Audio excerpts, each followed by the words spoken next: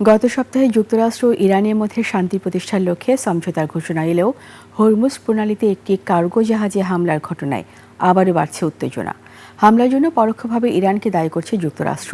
এদিকে হিজবুল্লাহর মহাসচিব জানিয়েছেন, সীমান্ত নিরাপত্তার অজুহাত দেখিয়ে ইসরায়েল দক্ষিণ লেবাননে অবস্থান বজায় রেখেছে।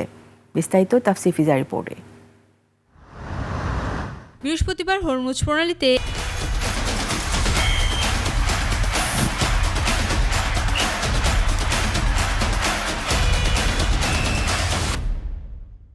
একটি কার্গো জাহাজে হামলার ঘটনা ঘটেছে। যুক্তরাষ্ট্র বলেছে জাহাজটিতে ড্রোন হামলা চালিয়েছে ইরান। ইরান আনুষ্ঠানিকভাবে হামলার দায় স্বীকার না করলেও ঘটনার কয়েক ঘন্টা আগে দেশটির রেভলিউশনারি গার্ড সতর্ক করে বলেন, ইরানের নির্ধারিত রুট ব্যবহার করলেই কেবল জাহাজগুলো নিরাপদে চলাচল করতে পারবে। নির্ধারিত পথের বাইরে চলাচলের নিরাপত্তার দায় নেবে না তেহরান। এই হামলার পর আন্তর্জাতিক বাজারে তেলের দাম বাড়তে শুরু করেছে।